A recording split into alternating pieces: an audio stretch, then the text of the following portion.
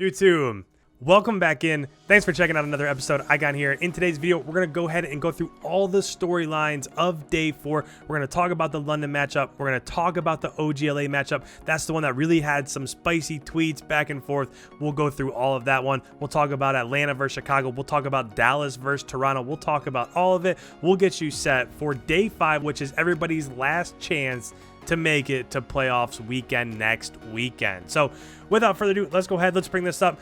All of these come from Easy Mac. So if you're not following him on Twitter, it's _Easy Mac. But on the right hand side, we can see that this was the London Royal Ravens versus the Paris Legion. For this match overall, it kind of wasn't as dramatic as the other 3. So London came out, they won the first hard point 250 to 211, which you can see on the right-hand side. They came out, the search wasn't close at all. London won that 6-2. And then out of nowhere, Paris won that domination 187 to 112. So you might have thought that things were swinging in their favor just a little bit, but London came out 250 to 128, absolutely smoked Paris in that last hard point. Biggest thing that I want to go ahead and show you is, here are the kill deaths right here kind of in the center. And the biggest thing that you notice is if you look underneath for London, a 1.32 KD overall for Wuskin. Shawnee also had a tremendous day. Zero was right around 1.0. Dylan and Scraps were a little bit negative, but that's okay when you have teammates that are playing as well as Wuskin's was. If you look up above, every single player for Paris was negative, and that'll pretty much do it, right? At this time of the year, somebody has to be popping off, somebody has to be carrying your squad, and it just didn't quite happen for Paris. Now, the biggest storylines of the day come from the OGLA versus Minnesota matchup. So if we go ahead, this was from about a month ago. OpTic Gaming put out this tweet, said, thought they had it in the first half of the season. Not going to lie. Good luck in playoffs, ROKKR. And then they put out this little bit of a video. In case you're not sure or you don't remember it, let me play it. It's about 22 seconds. Let's play it real quick. Everything in Minnesota is so cold. So what happened to ROKKR's ice? Can you imagine benching your all-star player? Hey, wrong image. There we go. Remember the start of their season? We don't, but we know what's happening now. Good luck at Champs, because God knows you'll need it. So obviously just poking some fun at different teams around the league. OGLA's kind of been doing that as of late. Some of them have been taken down, like when they attacked Chicago about not being the real OpTic and all of that. Went a little bit too far, but the big storyline here is that in response to this, Exceed put out this tweet. So he said, ask your team how many maps they've won against us the last 3 times they've scrimmed us.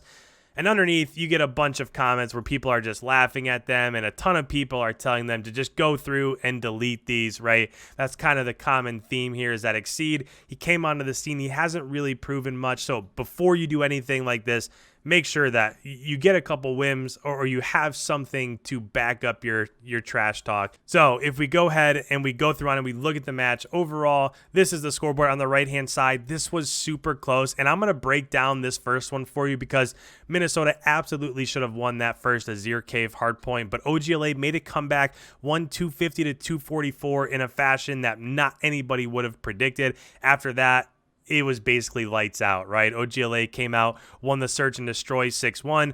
Then there was a little bit of a hope there for the domination, but Kenny, TJ, all of them just proved to be a little bit too much. They got this victory 161 to 147. Before I show you that game 1 breakdown, because I do like to analyze things and show you exactly where everything went wrong, if we make this a little bit bigger so you guys can see the scoreboard up above, Assault had a 1.08 KD and he played really well. That's kind of been the MO for Assault, right? He's been playing super well basically the entire year.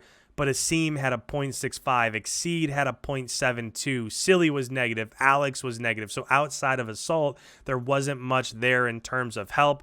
Whereas the biggest storyline today, if you look down underneath below, Kenny had a 1.41. Kenny played absolutely out of his mind. Slasher came back, had a 1.3. Slasher had a couple tournaments where he had like a 0.7 or a 0.8. So before those 2 tournaments, he was playing out of his mind. But as of late, it's good to see him come back into that 1.3 form. TJ was the only one that was negative. But when you compare the overall KDs and how OGLA played to how Minnesota Minnesota played, there was a clear difference here. With that said, I do want to go through and I want to show you exactly where things changed a little bit. So let's go ahead, let's make this big. I'm going to press play, and what I really want you to notice, bottom left-hand side, the mini map, right now it's inside of P2. So the score is, if we look at this again, it's 239 to 173. So if you're Minnesota, all you need is 11 points. So at this point in time, if I'm Minnesota, sure, you want to try to get inside of P2, and if you can contest and maybe win it there, that's great,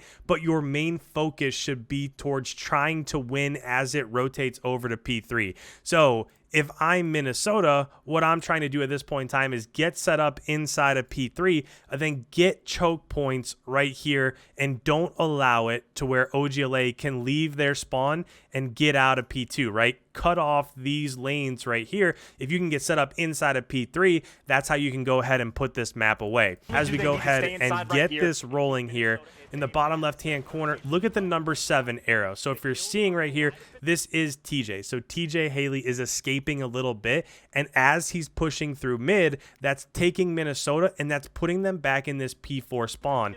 But TJ does just a fantastic job of cutting off mid-map, and essentially what this does is it doesn't allow Minnesota to push up inside of those choke points and get set up so that OGLA can't escape, right? So as we're looking at the mini map here, you can see that TJ was out, Kenny was out. Right here, Slasher has moved out a little bit. And you might say, well, those first 2 people died, but that's fine, because if you're OGLA, sure, you're going to get these back spawns, but now this entire region of the map is open.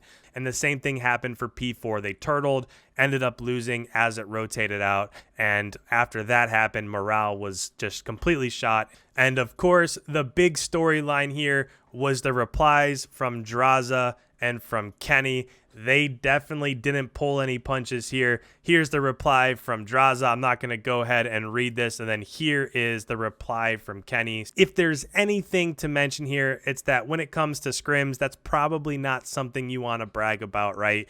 If you end up knocking somebody out of a tournament or whatever, then that's a different story. But if you're just talking about scrims, maybe keep that stuff to yourself and really talk your trash when it actually matters.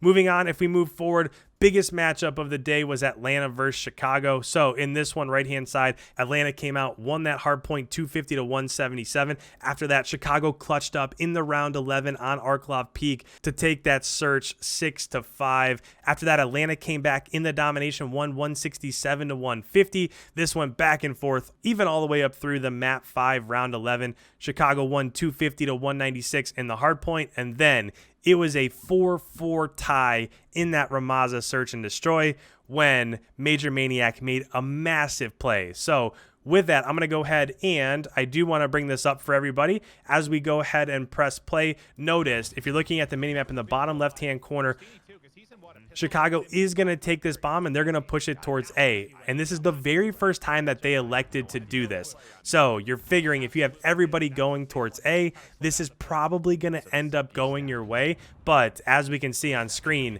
Major Maniac gets a kill on Pristini. So if you're Chicago, you have to trade that out. He gets a turn on Arcides. He goes out. He hides in this corner. He gets the third on Formal. And that was really the momentum shift right there. They immediately go up 5-3 behind the 3-piece behind Major Maniac. That is what put Atlanta up 5-4. After that, they were able to close it out. Again, that really was the difference maker in that last map 5 search and destroy. One thing that I will say is that if you look at the KDs, the biggest thing to mention here is that Pristini had a 0.58. And at this point in the year, at this time in the game's life cycle, it's really hard to win any match against anybody if one of your players is going basically double negative.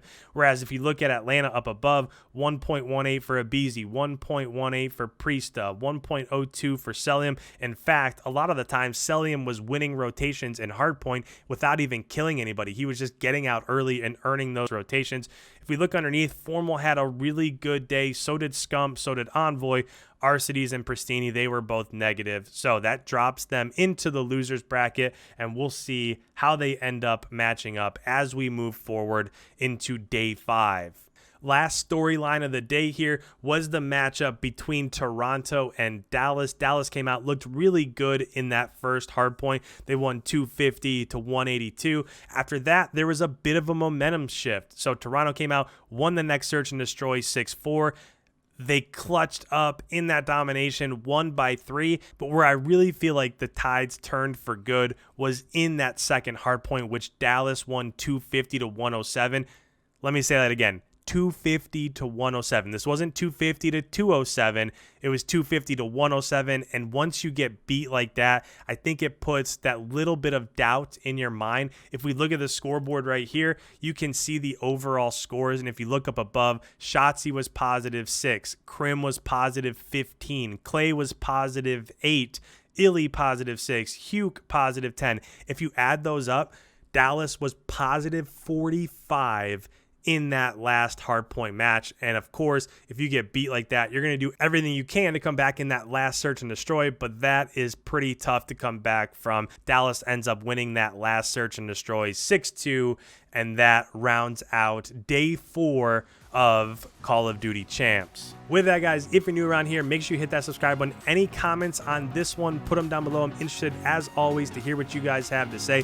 Make sure you hit that subscribe button. I'm your one-stop shop for all things Call of Duty Champs in 2020. Thanks for checking out another episode. Leave a like. We will see you in tomorrow's upload.